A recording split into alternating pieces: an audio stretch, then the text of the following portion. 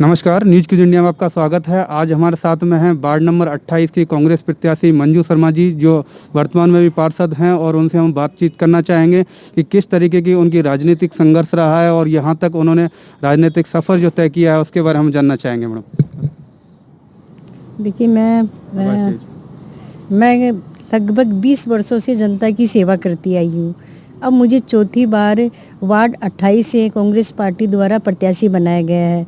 इस दौरान मैं देख रही हूँ कि यहाँ विकास कार्य की बहुत ज़्यादा आवश्यकता है, क्योंकि लगभग ज़्यादा कॉलोनी नहीं है, 16-17 कॉलोनी है, जिसमें 50% कॉलोनी में तो 50% तो सड़कें तो पूरी तरह से क्षतिग्रस्त हो चुकी है, और 20% सड़कें में खड्डे पड़े हैं। तो इस तरह से सड़कें की यहाँ हालत सही नहीं है, और रोड लाइटें बंद पड़ी है, सफाई व्यवस्था भी सुचारू रूप से नहीं है, और जो पार्कों की व्यवस्था है वो भी कचरा पात्र बन रखे हैं, उसमें भी कोई विकास कार्य ढंग से नहीं है। तो इन सब चीज़ों को लेकर मैं यहाँ संघर्ष कर रही हूँ, और जनता से अपना समर्थन मांग रही हूँ कि जनता द्वारा मुझे समर्थन मिले और इन सब का मैं विकास कार्य कराऊँ।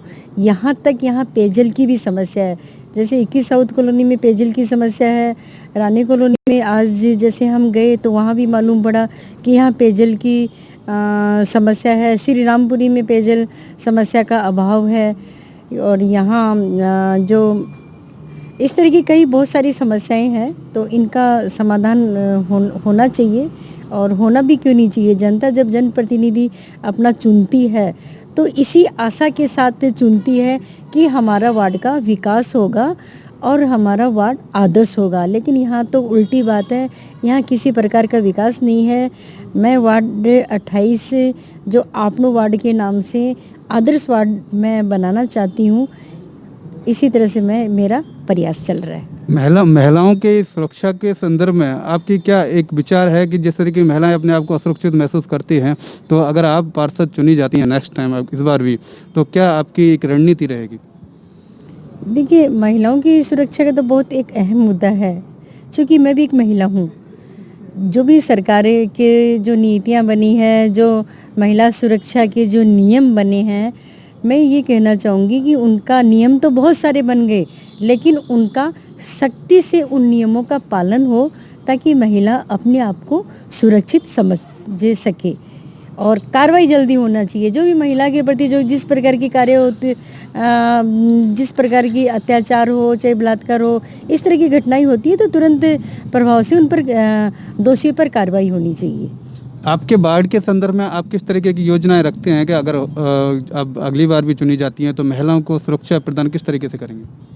बस अभी भी मैंने बताया ना कि वो जो महिला के सुरक्षा के जो नियम बने हैं उनका सख्ती से पालन हो, यही मैं इस पर जोर रखूंगी और प्रयास करूंगी। आपके वार्ड में बहुत सारी समस्याएं जिस तरीके की आपने बताई, उस तरीके से कोरोना के बाद में ये पहला चुनाव है, तो आप कोरोना के बचाव के लिए आप किस तरीके के सुरक्षा और उन उपायों का पालन कर रही हैं? देखो, कोरोना को देखते हुए हम प्रति घर मास्क दे रहे हैं, संदेश दे रहे हैं, भाई मास्क लगाना है, मास्क लगा के रहना चाहिए। प्रति घर जहाँ भी हम जाते हैं मास्क देकर ये संदेश दे रहे हैं। और दूसरी बात मैं तो ये करूँ कि कोरोना गाइडलाइन देखते हुए जब मैं नामांकन भरने गई तो मैं सिर्फ एक गाड़ी लेके गई कि किसी तरह का भीड़भाड़ नहीं हो और किसी तरह का किसी के साथ अनहोनी ना हो। तो और प्रचार भी मैं ऐसा ही कर रही हूँ, डोर टू डोर पैदल कर रहे हैं, कोई भीड़भाड़ कोई मीटिंग नहीं कर रहे हैं, जिससे भाई किसी के कोरोना से कोई प्रभाव में आ जाए। तो इस तरह के कोरोना गाइडलाइन को देखते हुए हम प्रचार भी डोर टू डोर और बिना भीड़ भाड़ के हम कर रहे हैं। अभी जो चुनाव है वो बहुत अहम है। जिस तरीके से आप देख रहे हैं, 2 नगर निगम बनाए गए हैं, जयपुर में 2 नगर निगम बनाए गए हैं, तो क्या आने वाले समय में आप किसके पार्षद मतलब मेयर बनना देखेंगे? देखो, चुनाव तो हमेशा ही संघर्ष होते हैं, और अभी से तो मैं क्या बताऊं किसका बनेगा किसका नहीं बनेगा, लेकिन सरकार चूँकि कांग्रेस की है तो कांग्रेस का ही मेयर बनना चाहिए, ताकि जयपुर शहर का अच्छे से विकास हो और सभी समस्या का समाधान हो। नहीं तो माने जैसे जैसे कांग्रेस की सरकार है और बीजेपी के मेयर बनते हैं तो विकास नहीं होगा।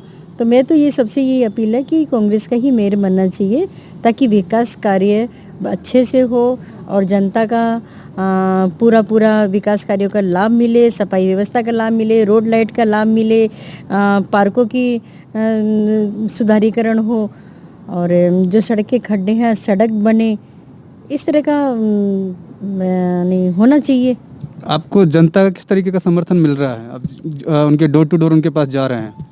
देखिए, जनता द्वारा मुझे बहुत ही प्यार, स्नेह, सहयोग, आशीर्वाद मिल रहा है।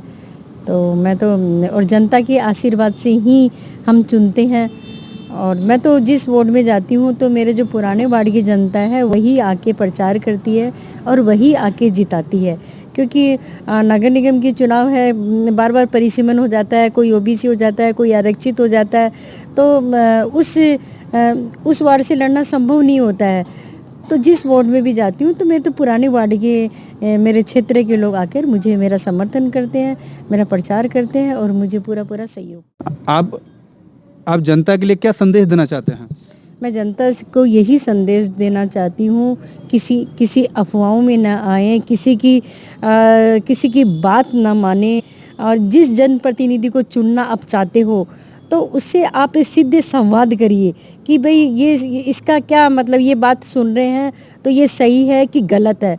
तो पूरी किसी प्रकार की अफवाह ना करें, किसी की लहर में न जाए और इस प्रकार का जनप्रतिनिधि चुने जो हमेशा आपके साथ खड़ा हो, हमेशा आपकी समस्या का समाधान करने के लिए तत्पर हो और हमेशा आपके साथ कंधे से कंधे मिलकर आपकी समस्या का समाधान करने के लिए तत्पर खड़ा हो। ऐसा आप जनप्रतिनिधि चुनिए, कार्यकर्ता को चुनिए। ये थे हमारे साथ में वार्ड नंबर 28 से कांग्रेस प्रत्याशी मंजू शर्मा जी, जिन्होंने बताया कि वो वार्ड की सेवा के लिए तत्पर रहते हैं और आगे भी तत्पर रहेंगी। जो भी जनता की जो समस्या उनका निदान करेंगी। मैं न्यूज़ क्विज इंडिया से अजीत सिंह।